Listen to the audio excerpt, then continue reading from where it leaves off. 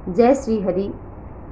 27 अगस्त को पुत्रदा एकादशी पड़ रही है। हम और कोई भी व्रत अनुष्ठान यज्ञ पूजा ना कर सकें, लेकिन वैष्णव को अवश्य ही करना चाहिए। एकादशी का व्रत, एकादशी के व्रत से ही यज्ञ, दान, तप आदि का फल प्राप्त हो जाता है। अगर घर में क्लेश है, अशांति है, दुख है, परेशानी है, तो उसके लिए इस व्रत को करना चाहिए। तथा जिसे पुत्र नहीं है उसे पुत्र प्राप्ति के लिए यह व्रत करना चाहिए। शास्त्रों के अनुसार बहुत सारे विधान बताए गए हैं। और जो एकादशी है, भगवान श्री कृष्ण ने गीता तथा श्रीमद् भागवत में कहा है कि मैं तिथियों में एकादशी तिथि हूँ। तो इसलिए हर व्यक्ति को अपने कल्याण के लिए इस महाव्रत को करना चाहिए। प्रातःकाल उठ करके स्नान आदि से निवृत्त होकर के भगवान को धूप, दीप, नैवेद्य, मेवा, मिष्ठान आदि समर्पित करके रात्रि में 12 बजे तक जागरण करते हुए भगवान के नाम का सुमिरन करना चाहिए। इससे उसके सभी पाप समाप्त होते हैं। और जब तक हमारे पाप हैं तभी तक हमें दुख मिलता है, परेशानी, क्योंकि अवश्य एव भोक्तव्यम कृतम कर्म शुभाशुभम। जो भी हमारे द्वारा किया गया कार्य है उसका फल तो बनता ही बनता है। कर्म प्रधान विश्व करी राखा, जो जस करे सो तस फल चाखा। हमारे शास्त्र ये कहते हैं कि हम कहते हैं अचानक हमारे जीवन में दुख क्यों आ गया, परेशानी क्यों आ गई, हमने तो ऐसा कार्य नहीं किया था। लेकिन हमें बचपन की गलतियों का नहीं याद है, हमें पूर्व जन्म की गलतियों का नहीं याद है। हम तो केवल अपनी पूजा पाठ का हिसाब किताब ही रखते हैं। हमने कभी दान कर दिया है तो हम उसका ध्यान रखते हैं, लेकिन हमें इसका भी ध्यान रखना चाहिए कि हमने जीवन में छोटे छोटे हमसे कितने पाप होते हैं, मन से, वाणी से। और शास्त्र तो यहाँ तक कहते हैं कि पर निंदा सम अघ्नगरीसा, दूसरों की निंदा के समान कोई पाप है ही नहीं। तो हम अक्सर ये पाप तो दिन भर करते ही रहते हैं, बिना वजह के हम किसी न किसी की चर्चा करते हैं जिसका हमारा भविष्य में या वर्तमान में कोई लेना देना नहीं है। तो अपना जो समय है वो व्यर्थ जाया करते हैं। इसलिए एकादशी का व्रत अवश्य करें। और एकादशी की कथा बड़ी सुंदर है। एक राजा थे, उनकी कोई संतान नहीं थी, तो उन्होंने यह व्रत किया था। श्रावण मास की जो एकादशी है 27 तारीख को पड़ी, तो ये पुत्रदा एकादशी है। इस व्रत को संतान की रक्षा के लिए, घर में सुख शांति के लिए, और कोई व्रत कर पाए या ना कर पाए, केवल एकादशी का व्रत करने से ही समस्त पुण्यों की सभी पूजा पाठ का फल प्राप्त होता है। इस दिन अपने इष्ट का नाम जरूर जप करें। और द्वादशी तिथि में अपने घर में कुछ दाल, चावल इत्यादि निकाल कर क्या हो सके ब्राह्मण को भोजन, दक्षिणा गाय को, और जो भी जीव जंतु हैं, पशु पक्षी हैं, अनाथ हैं, जो भी आप अच्छा कर सकें अवश्य ही करें। और इसकी कथा आती है कि श्रीमद् भागवत में भी राजा अम्बरीश की कथा आती है। सूर्यवंशी राजा थे, महान प्रतापी थे, लेकिन अपने हाथ से मंदिर की सेवा करते थे, पूजा पाठ करते थे, झाड़ू बुहारू लगाते थे, सारा काम करते थे। और उन्होंने एकादशी जो द्वादशी प्रधान हो उसी को करना चाहिए। और राजा ने व्रत किया। दूसरे दिन जब द्वादशी तिथि हुई तो दुर्वासा ऋषि आ गए। और दुर्वासा ऋषि जब आए, वो ब्राह्मण थे, तो कहा हमारा वो भाग्य, आज तो हमें कैसा अवसर प्राप्त हुआ है।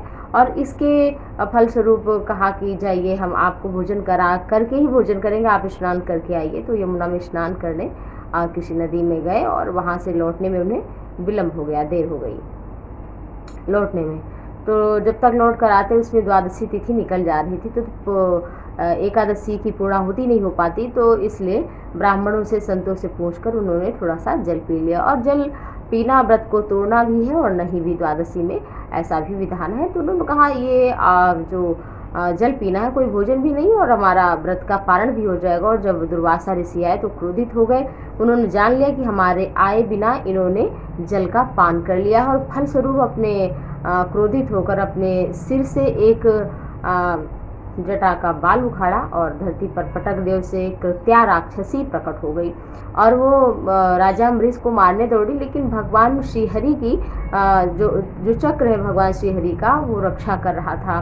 सिंह की चाप सके को तासु, बड़ रखवार रमापति जासु। तो भगवान स्वयं अपने सुदर्शन चक्र को भेजे थे कि जाओ अम्बरीश की रक्षा करो।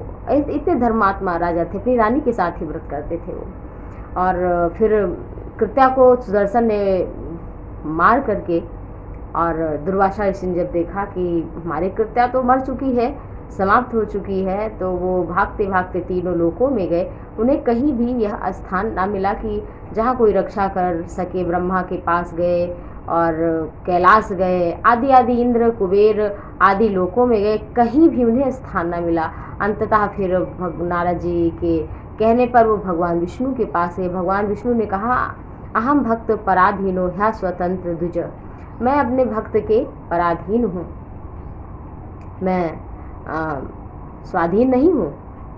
तो अब क्या करें? दुर्वासा ऋषि डर गए, अब हमारी कैसी रक्षा होगी? सुदर्शन चक्र तो पीछे आ रहा है और आपका सुदर्शन चक्र आप नहीं रक्षा कर सकते, तो फिर कौन करेगा? तो भगवान ने कहा कि हमारे भक्त का अपराध किया है तुमने, जो अपराध भगत कर करई राम रोष पावक सुरजदई, लोकहु वेद विदित इतिहासा, और यह महिमा जानहि दुर्वासा। तो हमारे भक्त के पास जाओ। और 1 साल का समय बीत गया था, 1 वर्ष का। और जब दुर्वासा ऋषि लौट करके आए राजा अम्बरीश के पास, तो देखा कि उन्होंने भोजन नहीं किया 1 वर्ष तक। और फिर जब आए तो उनको भोजन करा के उनके अधरों का जो जूठा था, अधरा मृत था, वो संत का वो पान किया और चरणों पर गिरने वाले थे दुर्वासा, तो उससे पहले राजा अम्बरीश गिर पड़े और कहा, हम धन्य हैं। और फिर दुर्वासा ऋषि बड़े प्रसन्न हुए, बहुत आशीर्वाद दिया। तो ये कथा हमें शिक्षा देती है कि ब्राह्मण बड़ा नहीं है, वैसे तो है, ब्राह्मण की पूजा ही करते थे, इसीलिए ये सारे सद्गुणों के कारण ही राजा अम्बरीश महान में भगवान की भक्ति है, ब्राह्मण की पूजा है, गाय की पूजा है, मंदिर की सेवा है, दान है, पुण्य है, सत्कर्म है, इसी के कारण। लेकिन अगर कोई उदंड हो जाए ब्राह्मण, तो वो भगवान के भक्त का कुछ नहीं बिगाड़ सकता। और भगवान के भक्त का वो चाहे किसी भी कुल में हो, किसी भी जाति में हो, अगर अपमान करता है कोई, तो वो राम जी के क्रोध के स्वरूप में जल करके राख हो जाता है। ऐसा हमारे शास्त्रों में लिखा है। इसलिए एकादशी व्रत की बहुत बड़ी महिमा है। स्वयं भगवान रक्षा करते हैं उसकी, और जिसकी भगवान रक्षा करे उसका कोई क्या बिगाड़ सकता है। तो आप सभी एकादशी का व्रत करें, भगवान को तुलसी दल, तुलसी की मंजरी ज़रूर अर्पित करें, लेकिन एकादशी के समय नहीं तोड़ना चाहिए, चप्पल जूता पहन कर न तोड़ें। तुलसी दल की बड़ी महिमा है, कभी इस पर भी चर्चा करेंगे। आप सभी का बहुत बहुत धन्यवाद। जय श्री हरि, जय सिया राम।